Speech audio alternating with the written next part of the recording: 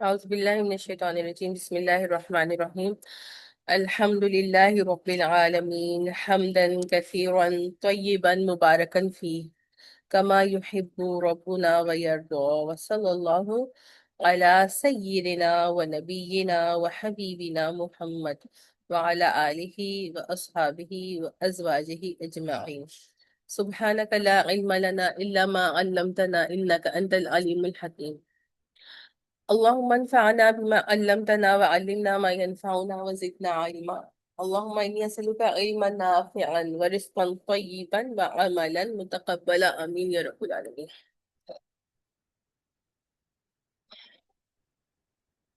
أعوذ بالله من الشيطان الرجيم. بسم الله الرحمن الرحيم. إذا جاء نصر الله والفتح ورأيت الناس يدخلون في دين الله أفواجا فسبح بحمد ربك واستغفره إنه كان توابا. ماشاء اللہ. تو الحمد للہ آج اللہ تعالیٰ نے خیر رکھی اور ہم سیشن کر رہے ہیں. تو سورہ نصر کی جو ہے وہ آج ہم تفسیر دیکھیں گے. نصر کا مطلب بتائیے، کیا مطلب ہے نصر کا؟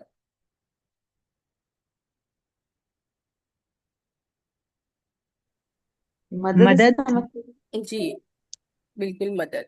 تو اس کا مطلب سورۃ النصر، نصر کا مطلب ہوتا ہے مدد. اچھا، اب یہ سورت مکی ہے یا مدنی؟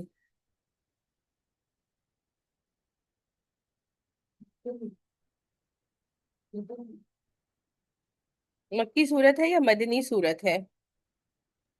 جی یہ میں نے سنا تھا ایک جگہ، وہ یہ کہہ رہے تھے اکثر لوگوں کا خیال ہے کہ مدنی ہے، پر ڈاکٹر اسرار کہہ رہے تھے کہ میرے اس حساب سے میں نے جو کیا ہے اس حساب سے یہ مکی صورت ہے. جی لیکن آنٹی بالکل آپ نے الحمدللہ آپ کی جو ریسرچ تھی وہ دیکھ لی، لیکن دراصل جو ہے وہ ڈاکٹر اسرار جو ہے وہ مفسر نہیں تھے نا، انہوں نے تو خود ہی اپنا سیلف ایجوکیٹڈ پرسن تھے، تو ایکچولی ہم ان کی رائے کو اتنی اہمیت نہیں دیں گے. لیکن جو ایکچوئل مفسرین ہیں، یعنی جنہوں نے شروع میں تفسیر کی ہے، ان کی رائے کے مطابق تو یہ مدنی سورت. آپ صلی اللہ علیہ وسلم کی زندگی کے بالکل ہی آخری جو چند دن سال تھے، یہ اس کے بارے میں ایک جو قول آتا ہے مفسرین کا وہ یہ ہے کہ فتح مکہ کے سے کچھ عرصہ پہلے یہ نازل ہوئی، کہ جس میں فتح مکہ کی خوشخبری تھی. اور دوسرا اس کے بارے میں جو قول آتا ہے وہ یہ آتا ہے کہ یہ حجۃ الوداع کے موقع پر جو ہے وہ نازل ہوئی تھی. یعنی اگر ہم یہ بھی دیکھیں کہ فتح مکہ سے کچھ عرصہ پہلے تو وہ بھی کیا تھا، ہجرت کا 8واں سال.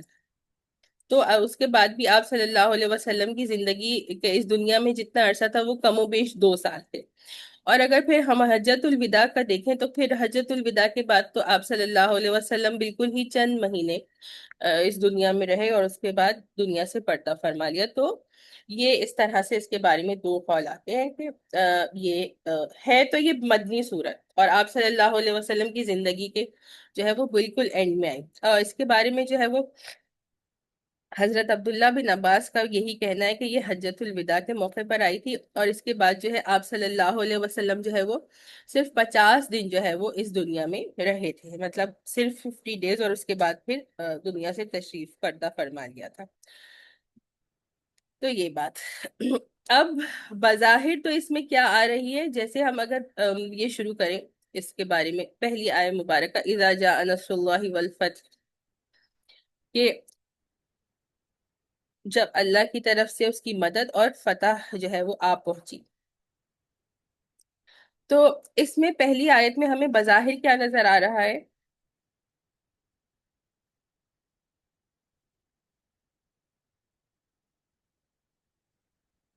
فتح کی خوشخبری نظر آ رہی ہے کہ اللہ سبحانہ و تعالیٰ جو ہے وہ اپنی مدد کا انشور کر رہے ہیں کہ آپ صلی اللہ علیہ وسلم کو، کہ اللہ کی مدد آئے گی اور فتح آئے گی. یہاں پہ فتح سے کیا مراد ہے؟ فتح مکہ مراد ہے.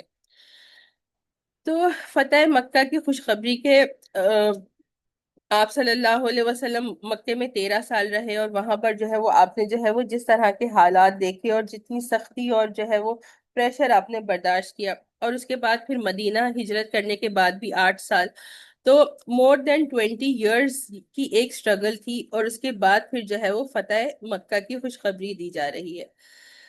لیکن ایک حدیث مبارکہ میں آتا ہے کہ آپ صلی اللہ علیہ وسلم پر جب یہ سورہ مبارکہ نازل ہوئی، اس کے بعد آپ صلی اللہ علیہ وسلم نے ایک مجمع سے، یعنی صحابہ کرام بیٹھے ہوئے تھے، اور اس میں سارے ہی صحابہ کرام تھے، ان کے سامنے جو ہے وہ یہ آیہ مبارکہ جو ہے وہ پڑھ کر سنائے۔ تو جب آپ نے یہ سنائی تو جو ہے وہ سارے صحابہ جو ہے وہ خوش ہو گئے کہ اس میں جو ہے وہ فتح مکہ کی خوشخبری ہے۔ لیکن جو حضرت عباس ہے وہ رونے لگے۔ حضرت عباس کون تھے؟ بتائیے حضرت عباس۔ حضور صلی اللہ علیہ وسلم کے چچا آج ابھی کافی سارے لوگ نہیں آئے۔ تھے۔ جی، کسی کو بھی نہیں پتا کہ حضرت عباس کون تھے؟ حضرت محمد صلی اللہ علیہ وآلہ وسلم کے چچا تھے۔ جی، آپ صلی اللہ علیہ وسلم کے چچا تھے۔ تو حضرت عباس نے جب یہ سورہ سنی تو وہ رونے لگ گئے۔ کیوں رونے لگ گئے؟ کیونکہ ان کو یہ بات سمجھ میں آ گئی کہ آپ صلی اللہ علیہ وسلم کا جو مشن تھا وہ اکمپلش ہونے والا ہے، اور جب آپ کو جو مشن دیا گیا ہے وہ پورا ہو جائے گا تو پھر اس کا کیا مطلب ہے کہ آپ کے دنیا سے تشریف لے جانے کا وقت قریب ہے۔ تو اس کو جب وہ اس چیز کو انہوں نے محسوس کیا تو وہ اس چیز سے رونے لگ گئے، اور آپ صلی اللہ علیہ وسلم نے بھی اس بات کی تصدیق کی۔ تو اچھا، تو فتح مکہ جو ہے وہ 8 ہجری میں ہوا تھا نا۔ فتح مکہ کیوں امپورٹنٹ تھا؟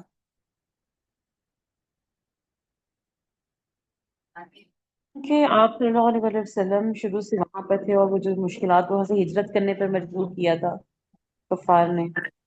وہ اللہ کے گھر کی وجہ سے اس کی جی، امپورٹنس تھی، اس کو سب فیضان بالکل۔ ان کے لیے متبرک تھا۔ جی ہاں، فتح مکہ کیوں امپورٹنٹ تھا؟ اس لیے امپورٹنٹ تھا کہ وہاں پر جو ہے وہ خانہ کعبہ ہے، اور اس وقت خانہ کعبہ کی، یعنی فتح مکہ سے پہلے خانہ کعبہ کی کیا کنڈیشن تھی؟ وہاں پہ 360 جو ہے وہ بت موجود تھے۔ تو خانہ کعبہ جو کہ اللہ کا گھر ہے، وہاں پر اللہ کی توحید کو قائم کرنا، اس کو بتوں سے پاک کرنا، اور خالص اس کو توحید کے لیے جو ہے وہ مخلص کر دینا، یہ جو ہے وہ اصل آپ صلی اللہ علیہ وسلم کا ٹارگٹ تھا۔ اور اس کے علاوہ جو ہے وہ آپ کا دوسرا ٹارگٹ کیا تھا کہ جو ہے وہ دین کو پھیلانا۔ تو فتح مکہ کے بعد جیسے اگلی آیت مبارکہ دیکھ لیتے ہیں، پھر دو آیتوں کو ایک ساتھ جو ہے وہ ڈسکس کر لیں گے کہ اگلی آیت میں کیا ہے۔ وَرَأَيْتَ النَّاسَ يَدْخُلُونَ فِي دِينِ اللَّهِ أَفْوَاجًا، اور تم نے دیکھ لیا کہ لوگ جوق در جوق یا غول کے غول خدا کے دین میں داخل ہو رہے ہیں، یعنی فوج کی صورت میں۔ اس کا مطلب کیا ہے کہ بے شمار لوگ جو ہے وہ اللہ کے دین میں داخل ہو رہے ہیں۔ تو یہی تھا کہ فتح مکہ تک تو کچھ نہ کچھ جو ہے وہ باقی قبیلوں نے جو ہے وہ اسلام کو قبول کرنے سے جو ہے وہ رکے رہے، اور انہوں نے جو ہے وہ اسلام کو قبول نہیں کیا، بے شک کہ ان میں سے اکثریت جو ہے اس چیز کو سمجھ چکے تھے، جان چکے تھے کہ آپ صلی اللہ علیہ وسلم جو ہے وہ اللہ کے سچے نبی ہیں۔ لیکن کس وجہ سے؟ قریش کی وجہ سے، یا قریش کا جو ہے وہ اپنے عرب میں بہت زیادہ جو ہے وہ مقام تھا، بہت زیادہ جو ہے وہ ان کا رتبہ تھا، تو وہ قریش ان سے ناراض نہ ہو جائے اس کی وجہ سے بہت سارے قبیلے جو ہے وہ ایمان نہیں لا رہے تھے۔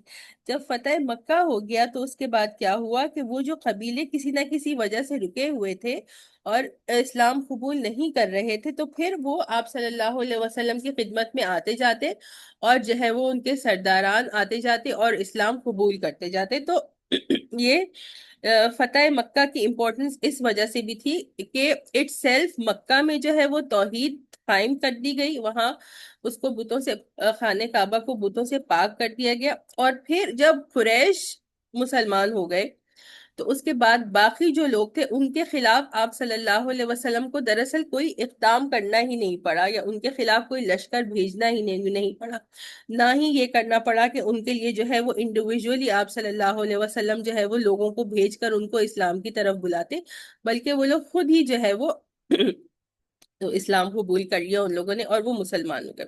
اچھا، فتح مکہ تو ایک مارکا تھا نا، یعنی فتح مکہ میں جنگ تو کوئی نہیں ہوئی، آپ صلی اللہ علیہ وسلم 10,000 کا لشکر لے کر گئے، اور اس کے بعد جو ہے وہ ان کے دلوں میں اللہ سبحانہ و تعالیٰ نے اس قدر روب ڈال دیا کہ انہوں نے کوئی جو ہے وہ آپ صلی اللہ علیہ وسلم کے خلاف جو ہے وہ کوئی ریٹیلیٹ نہیں کیا، یا کوئی جو ہے وہ آپ سے جنگ نہیں کی، بلکہ وہ خود ہی ان لوگوں نے سرنڈر کر دیا۔ اب فتح مکہ کے بعد جو ہے صرف ایک جنگ ہوئی۔ وہ جنگ کون سی تھی؟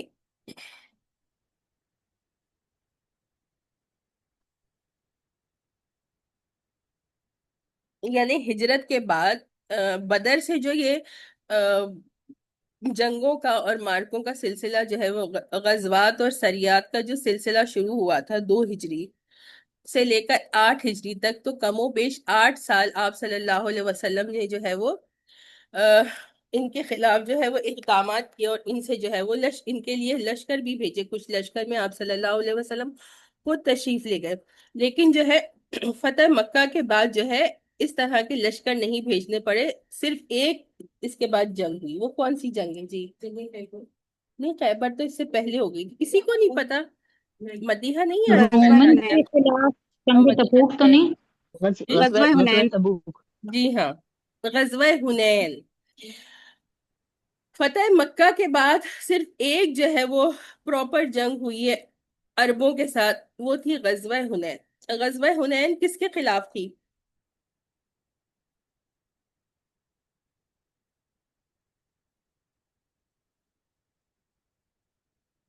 جو طائف کے لوگ تھے ان کے خلاف تھی بس، اور وہ بھی جو ہے اس میں بھی اللہ سبحانہ و تعالیٰ نے مسلمانوں کو ابتدائی طور پہ کچھ نہ کچھ مسلمانوں کے ساتھ جو ہے وہ اس طرح کا معاملہ ہوا کہ انہوں نے جو ہے وہ تیر جو برسانے شروع کیے، تو اس کے بعد جو ہے وہ مسلمان جو ہے وہ مختلف سمتوں میں چلے گئے تھے، لیکن اس کے بعد پھر دوبارہ جو ہے وہ مسلمان یکجا ہوئے اور ان کے خلاف جو ہے وہ اقدام کیا، اور اللہ سبحانہ و تعالیٰ نے طائف کے جو لوگ تھے ان کے خلاف بھی جو ہے وہ مسلمانوں کو جو ہے وہ فتح دی تھی، اور پھر اس کے بعد جو ہے وہ عربوں کے ساتھ مزید کوئی مارکے یا کوئی جنگ یا آپ صلی اللہ علیہ وسلم نے کسی لشکر کو ان کے خلاف نہیں بھیجا، تو تمام جو عرب کا جزیرہ ہے اس پہ جو ہے وہ اسلام پھیل گیا تھا۔ تو یہی اللہ سبحانہ و تعالیٰ فرما رہے ہیں کہ فتح جو کہ خاص طور پر فتح مکہ تھی، کہ اللہ کی مدد ہوئی، اور کیسی مدد ہوئی کہ فتح مکہ کے موقع پر تو کوئی بھی جنگ نہیں ہوئی، بغیر جنگ کے جو ہے وہ مکہ فتح ہو گیا، اور اس کے بعد پھر اس کے جو آفٹر افیکٹس تھے وہ بھی ہم نے ڈسکس کر دیے۔ وَرَأَيْتَ النَّاسَ يَدْخُلُونَ فِي دِينِ اللَّهِ أَفْوَاجًا، اور آپ نے دیکھا کہ لوگ جوق در جوق اللہ کے دین میں داخل ہو رہے ہیں، کہ 8 ہجری میں تو جو ہے وہ فتح مکہ ہوا تھا نا، تو جب آپ صلی اللہ علیہ وسلم فتح مکہ کے موقع پر مسلمانوں کو لے کر گئے تھے مدینہ سے، تو وہ کم و بیش کتنے لوگ تھے؟ 10,000 لوگ تھے۔ اب اس کے 2 سال کے بعد آپ صلی اللہ علیہ وسلم نے جب حجۃ الوداع کیا تو اس وقت کتنے لوگ تھے؟ تقریباً 1 لاکھ تھے۔ 1 لاکھ، جی، کچھ روایات میں ایسے آتا ہے کہ 1,24,000 یا 1,25,000، تو 1 لاکھ سے بھی کچھ زیادہ۔ تو آپ دیکھیے کہ 2 سالوں میں کتنے، مطلب مور دین 10 ٹائمز جو ہے وہ مسلمانوں کی تعداد بڑھ گئی تھی۔ تو اس لیے بتا رہی ہوں کہ دیکھیں اس عرصے میں، مطلب ہمارے لیے اب یہ نمبرز بہت کم ہے، لیکن اس حساب سے یہ ہیوج نمبرز ہوتے تھے، جس کے لیے اللہ سبحانہ و تعالیٰ فرما رہے ہیں وَرَأَيْتَ النَّاسَ يَدْخُلُونَ فِي دِينِ اللَّهِ أَفْوَاجًا۔ اچھا، سورہ نصر سے متعلق ایک بات میں نے نہیں بتائی کہ بعض جو ہے وہ مفسرین کے نزدیک، جیسے ابھی میں نے عبداللہ بن عباس کے بارے میں کہا تھا، جنہوں نے کہا کہ سورہ نصر جو ہے وہ نازل ہوئی تھی اس کے موقع پر، حجۃ الوداع کے موقع پر، اور اس کے 50 ڈیز کے بعد آپ صلی اللہ علیہ وسلم دنیا سے تشریف لے گئے تھے۔ تو اسی طرح سے پھر ایک انہی مفسرین کے نزدیک کیا ہے کہ یہ جو ہے وہ آخری سورت ہے جو نازل، سب سے پہلی جو مکمل سورت تھی جو نازل ہوئی، جیسے کچھ کچھ آیات تو نازل ہوتی نہیں، کہ سب سے پہلے جو ہے وہ سورہ علق کی 5 آیات، پھر سورہ مدثر کی چند آیات، لیکن سب سے پہلی جو سورت مکمل نازل ہوئی تھی وہ کون سی تھی؟ سورہ نصر. جی سورہ نصر آخری صورت ہے نا نزول کے حساب سے. جی، میں پہلی کا سورہ پوچھ رہی ہوں، فاتحہ. مکمل سوال دوبارہ سمجھ لیجئے، سمجھ نہیں آیا تو وہ پہلی مکمل سورت کون سی تھی جو کہ نازل ہوئی تھی؟ پوری مکمل سورت. جی فاطمہ بتائیے. سورہ فاتحہ. جی ہاں، سورت الفاتحہ. تو سورت الفاتحہ وہ پہلی سورت تھی جو مکمل سورت ایک ساتھ نازل ہوئی تھی. اسی طرح سے جو مکمل سورت نازل ہوئی وہ آخری سورت کون سی تھی؟ یہ سورت تھی سورہ نصر. اور اس کے بعد جو ہے وہ چند آیات جو ہے وہ مختلف موقعوں پر 2 یا 3 جو ہے وہ آیات تھی جو اس کے بعد نازل ہوئی تھی، لیکن ایز اے سورت جو پوری طور نازل ہوئی تھی وہ یہ سورت تھی سورہ نصر. تو یہ 2 باتیں ہم نے کر لی. اور آپ صلی اللہ علیہ وسلم کا جو ہے وہ یہاں پر جو ہے وہ مشن مکمل ہو گیا تھا. اب اگلی آیت مبارکہ دیکھ لیتے ہیں کہ اس میں اللہ سبحانہ وتعالی کیا فرما رہے ہیں. کہ اللہ سبحانہ وتعالی فرما رہے ہیں فَسَبِّحْ بِحَمْدِ رَبِّكَ وَاسْتَغْفِرْ إِنَّهُ كَانَ تَوَّابًا. فَسَبِّحْ بِحَمْدِ رَبِّكَ، پس تسبیح کرو حمد کے ساتھ اپنے رب کی، کہ تسبیح کرنے کا حکم دے رہے ہیں اور حمد کرنے کا حکم دے رہے ہیں. وَاسْتَغْفِرْ، اور اس سے جو ہے وہ بخشش طلب کرو. انہو کانا توابا، کہ بے شک کہ وہ ہے ہی بہت زیادہ توبہ کو قبول کرنے والا. اور تواب جیسے ورڈ آیا ہے، آپ دیکھیے تا واو با اس کے روٹ ورڈ ہوتے ہیں، اور سمپل بات ہے اس لیے سمجھا رہی ہوں. اور تا واو کے اوپر ہم کیا دیکھ رہے ہیں؟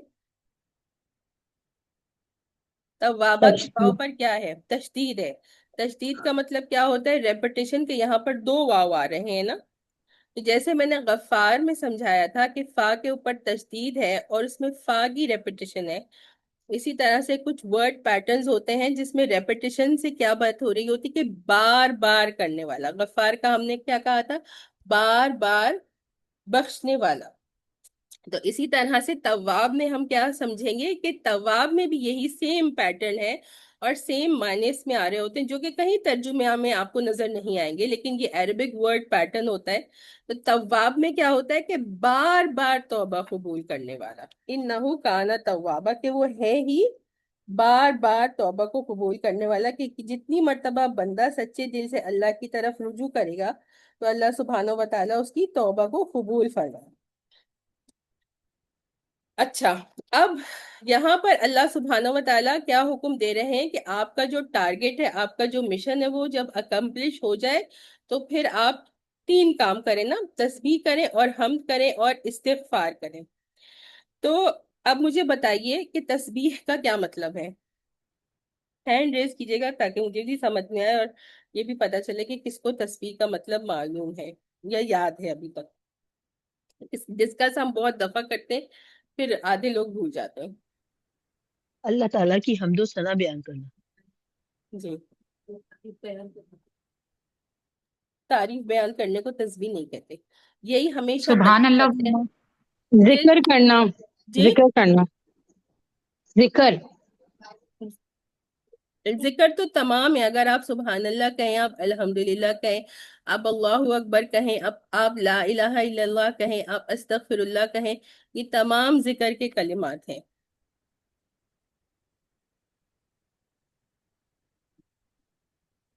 مزید تسبیح کون بتا رہا ہے؟ کسی کو بھی نہیں آ رہا تسبیح کا مطلب.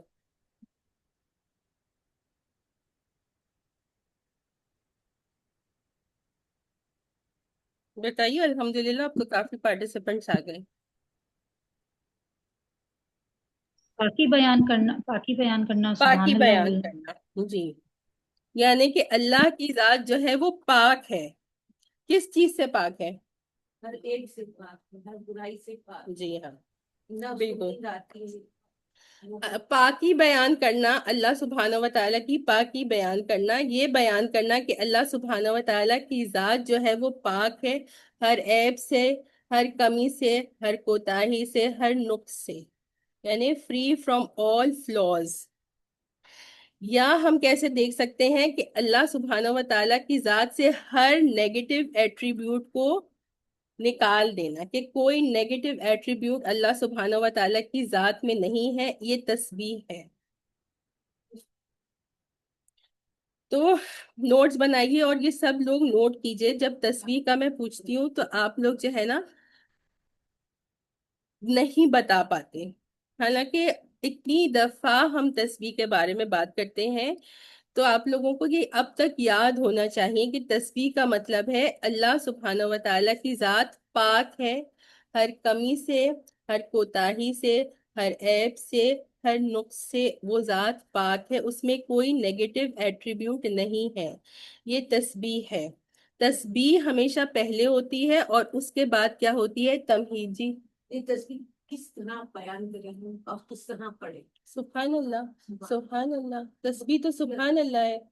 بالکل ہو اللہ احد کی طرف اس میں ساری عبرت کے لیے ایک تو نہیں تاریخ بیان وہ بھی پڑھ سکتے. بالکل. لیکن تسبیح لٹرلی جو کیا ہے وہ یہ سبحان اللہ. تسبیح کیا ہے؟ سبحان اللہ کا کہنا ہے. تو یہ اب تسبیح سب سے پہلے ہوتی ہے کہ اللہ کی ذات سے جو ہے وہ نیگیٹیوٹی کو ریموو کر دینا، یا اس بات کا اقرار زبان سے کرنا کہ اللہ کی ذات جو ہے وہ تمام عیب سے، نقص سے، کمی اور کوتاہی سے پاک ہے. پھر اس کے بعد حمد آتا ہے. حمد میں کیا ہوتا ہے؟ تمام تر شکر اور تمام تر تعریف. کہ پہلے نیگیٹیوٹی کو اللہ کی ذات سے ریموو کر کے اس کا اقرار کرنا. پھر اس کے بعد کیا ہے کہ ہر پوزیٹیو ایٹریبیوٹ اللہ کی ذات میں ہے، اس چیز کا اقرار کرنا حمد ہے. تو تسبیح اور حمد ایک دوسرے کو کمپلیمنٹ کرتے ہیں. کہ پہلے انسان اس بات کا اقرار کر رہا ہے کہ اللہ کی ذات میں کوئی نیگیٹو چیز نہیں ہے، اور پھر حمد میں اس بات کا اقرار ہوتا ہے کہ اللہ کی ذات میں ہر پوزیٹیو ایٹریبیوٹ ہے. تو اس طرح سے تسبیح اور تمہید یا سبحان اللہ کہنا اور اس کے بعد الحمدللہ کہنا ایک دوسرے کو کمپلیمنٹ کرتے ہیں. پھر سے دوبارہ سمجھا رہی ہوں کہ تسبیح کا مطلب کیا ہوتا ہے کہ اللہ سبحانہ و تعالیٰ کی ذات جو ہے وہ ہر کمی، کوتاہی، عیب اور نقص سے پاک ہے، اس میں کوئی نیگیٹو ایٹریبیوٹ نہیں ہے. پھر ہم اللہ سبحانہ و تعالیٰ کی تعریف کرتے ہیں جس کو تمہید کہتے ہیں، کہ اللہ کی ذات وہ ذات ہے کہ جس کے لیے تمام تر تعریف ہے اور تمام تر شکر ہے، یعنی کہ اس ذات میں ہر پوزیٹیو ایٹریبیوٹ ہے. یہ بات اب آپ لوگوں کو سمجھ میں آئی؟ کل دوبارہ پوچھوں گی. سب جواب دیجئے آپ لوگوں کو اب تسبیح اور تمہید یا سبحان اللہ اور الحمدللہ کا ڈفرنس کلیئر ہوا ہے یا ابھی بھی نہیں ہوا؟ جی اب ہو گیا. باقی سب لوگ جواب دیجئے. جی کیونکہ الحمدللہ جب سمجھ میں میں آ گیا. پوچھتی ہوں جی ہمیشہ جی، آپ لوگ ہو مجھے گیا. ڈس اپوائنٹ کرتے ہیں، کبھی جواب نہیں دیتے صحیح طرح. الحمدللہ سمجھ میں آ گیا اس سمجھ. سب لوگ جواب دیجئے، بے شک جتنا ٹائم لگ جائے. 3 لوگوں نے، 4 لوگوں نے جواب دیا ہے.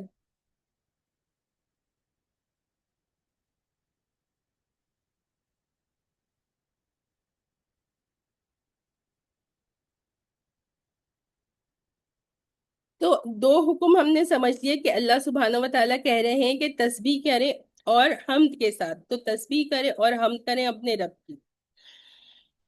تیسرا حکم کیا دے رہے ہیں؟ وَاسْتَغْفِرْ، اور استغفار کریں، یعنی اس سے بخشش طلب کریں. استغفار بھی ہم تھوڑے عرصے پہلے اس کے بارے میں ڈیٹیل میں بات کی تھی کہ جب ہم اللہ سے کہتے ہیں کہ ہمیں بخش دے، یا ہم کہتے ہیں استغفر اللہ، یا ہم کہتے ہیں اللہم اغفر لی، کسی بھی الفاظ میں جب ہم استغفار کرتے ہیں، استغفار مت کہا کریں کیونکہ استغفار رونگ ورڈ ہے.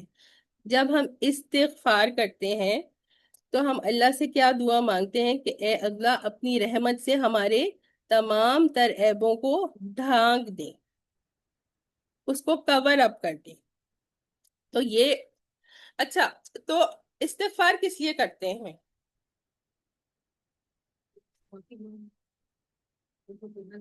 بالکل. گناہگار جو ہم جیسے گناہگار ہیں، ہم لوگ استغفار کس لیے کرتے ہیں؟ آپ بتا دیا، ان کو بتا بخشش کروانے کے لیے، اپنی جی. معافی مانگنے کے لیے. معافی مانگنے کے لیے. کس چیز کی معافی انم؟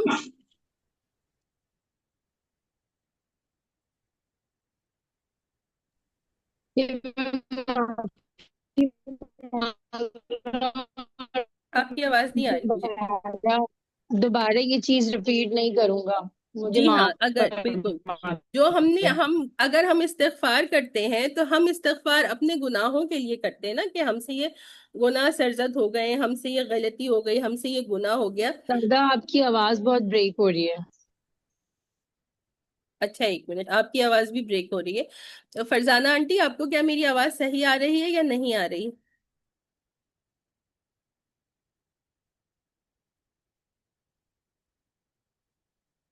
باقی لوگ بتائیے، کیا آواز میں مسئلہ ہے؟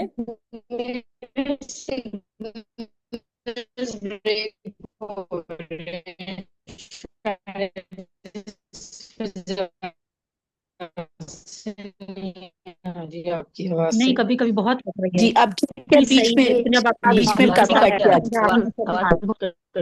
آواز ہو رہی ہے. ہاں، پھر آج بھی انٹرنیٹ کا مسئلہ ہے. چلیں 5 منٹ دیکھ لیتے ہیں، اگر مسلسل جو ہے وہ آواز میں مسئلہ ہوگا تو پھر میں لیپ ٹاپ سے ڈسکنیکٹ ہو کر اور جو ہے وہ موبائل سے جوائن کر لوں گی، لیکن پھر ظاہری بات ہے کہ ریکارڈنگ نہیں ہو پائے گی. تو 1 منٹ دیجیے گا، 1 منٹ دیجیے گا، میں موبائل سے کنیکٹ کرنے کی کوشش کروں گی.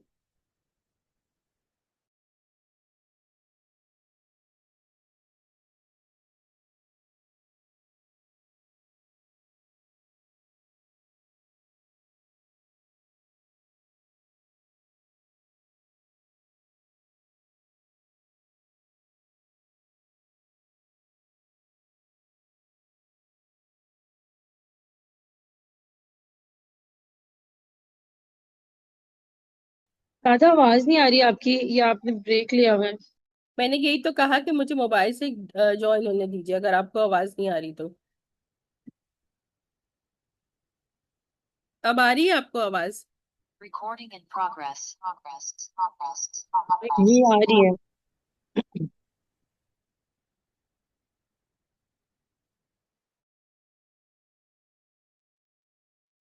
ایک منٹ رک جائے.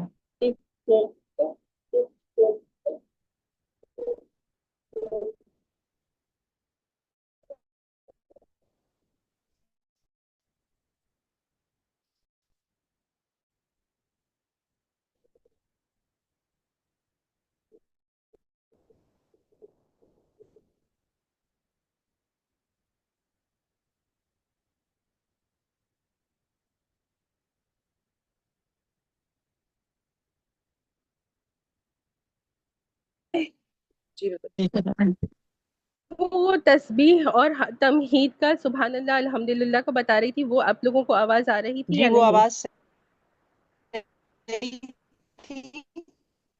آپ جب استغفار پر آئی تھی تب اس کے بعد بریک ہو گئی تھی.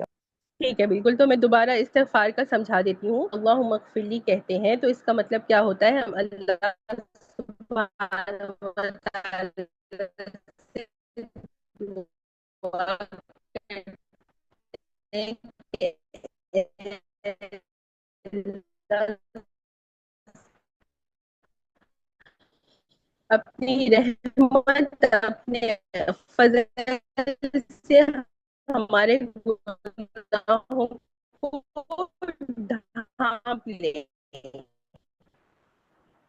ٹھیک ہے، تو لٹریچر کا مطلب یہ ہوتا ہے استغفار کا مطلب. اور ٹھیک ہے، ہم رکھتے ہیں یہ جواب تھا کہ اپنے گناہوں، جب ہم گناہ کرتے ہیں تو گناہ اللہ کہہ رہے ہیں نبی کریم صلی اللہ علیہ وسلم کو کہ آپ استغفار کریں. تو نبی جو تمام انبیاء ہوتے ہیں، یہ آپ لوگوں کو پتا ہے کہ تمام انبیاء ہوتے ہیں وہ معصوم ہوتے ہیں. اللہ سبحانہ و تعالیٰ ان کو گناہوں سے وسلم بچائے. آپ صلی اللہ علیہ وسلم سے بھی تو نہیں ہوا ہے کبھی، تو اللہ سبحانہ و تعالیٰ کیوں کہہ رہے ہیں کہ آپ امت کی تربیت ہے؟ اور دوسرا کس لیے کہ اگر جو ہے وہ ان سے کوئی خلاف اولا کام ہو جائے، کہ آپ کے پاس چوائسز ہوتی ہیں، 2 چوائسز یا 3 چوائسز، اور تینوں چوائسز لیٹ سے کہ جو ہے وہ صحیح چوائسز ہوتی ہیں، لیکن ان تینوں میں سے ایک چوائس کیا ہوتی ہے؟ بیسٹ چوائس ہوتی ہے.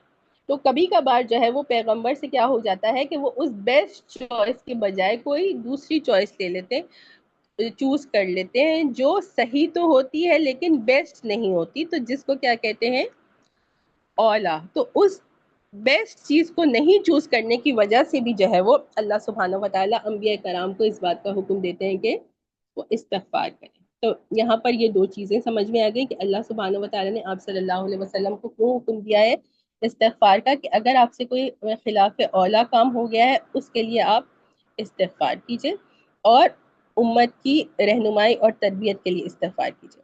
اب استغفار ہم کس لیے کرتے ہیں؟ آپ صلی اللہ علیہ وسلم کا کیا معمول تھا کہ آپ کثرت سے استغفار کیا کرتے تھے.